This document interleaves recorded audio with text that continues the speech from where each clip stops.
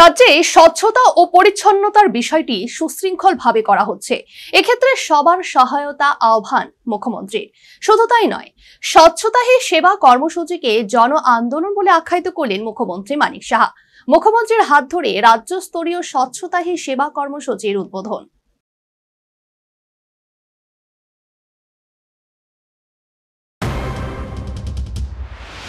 17 September প্রধানমন্ত্রী মোদীর জন্মদিন।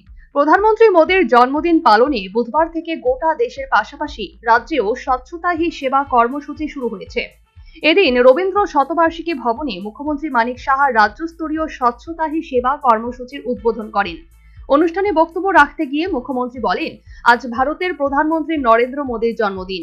এই উপলক্ষে এই স্বচ্ছতা হি সেবা কর্মসূচির আয়োজন করা হয়েছে। 2 অক্টোবর পর্যন্ত একাধিক কর্মসূচি চলবে। এর অংশ হিসেবেই স্বচ্ছ উৎসব পালনের সিদ্ধান্ত নেওয়া হয়েছে। তিনি উল্লেখ করেন, সারা দেশে প্রধানমন্ত্রী নরেন্দ্র মোদীর জন্মদিন উদযাপিত হচ্ছে। 2014 সালের 2 অক্টোবর প্রধানমন্ত্রী মোদী স্বচ্ছতা অভিযান শুরু করেছিলেন এবং এই স্বচ্ছতা হি সেবা কর্মসূচিতে তিনি জন আন্দোলন হিসেবে আখ্যায়িত করলেন।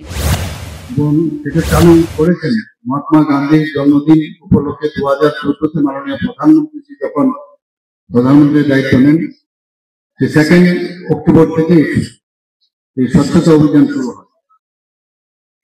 আমি মনে করি এবং আমরা এই মনে করি, এটা শুধু একটা কর্মসূচি যেন না আমরা মনে করি, এটা একটা গণ আন্দোলন। সমস্ত মানুষের মধ্যে আমরা যে জিনিসটা কোনোদিন ভাবিনি, আমরা তো আগে নিজেদের পারিবারিক জিনিসপত্র রাস্তায় একটু ফেলে দিতাম।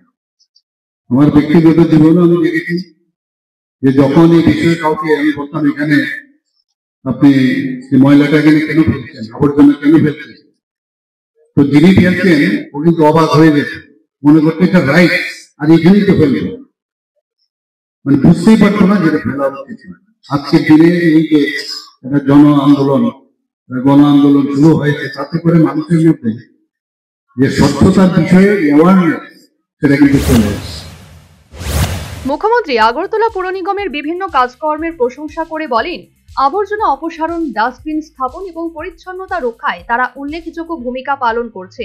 রাজ্যের স্বচ্ছতা ও পরিষ্কার পরিচ্ছন্নতার ব্যাপারে সব সুশৃঙ্খলভাবে করা হচ্ছে বলে তিনি জানিয়েছেন এবং এ ব্যাপারে সবার সহযোগিতা আহ্বান করলেন মুখ্যমন্ত্রী। কিন্তু আমাদের শুরু করা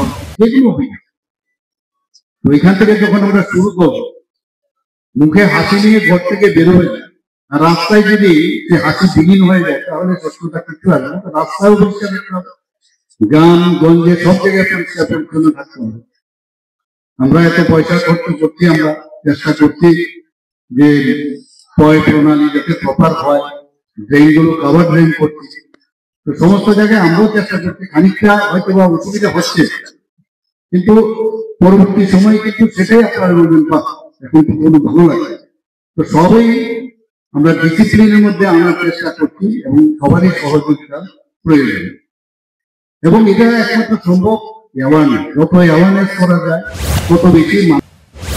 মুখ্যমন্ত্রী এদিন সকল নাগরিকের প্রতি আহ্বান জানান, শুধু চারিপাশ পরিচ্ছন্ন রাখাই নয়, নিজেদের মন ও অন্তর পরিশুদ্ধ করতে হবে, তাহলেই একটি পরিচ্ছন্ন সমাজ ও রাজ্য গড়ে তোলা সম্ভব হবে। অনুষ্ঠানে উচ্চশিক্ষামন্ত্রী কিশোর বর্মন, আগরতলা পুর নিগমের মেয়র দীপক মজুমদার, রাজস্ব সচিব ব্রিজেশ পান্ডে, নগর উন্নয়ন দপ্তরের সচিব অভিষেক সিং, স্বচ্ছ ভারত মিশনের ব্র্যান্ড অ্যাম্বাসেডর দীপা কর্মকার সহ একাধিক বিশিষ্ট ব্যক্তি উপস্থিত ছিলেন। সর্বোপরি রাজ্যে সেবা পক্ষকাল পালন শুরু। রবীন্দ্র ভবনে রাজ্য স্তরীয় স্বচ্ছতা হি সেবা কর্মসূচির উদ্বোধন করলেন মুখ্যমন্ত্রী Manik Saha. Bureau report, news vanguard.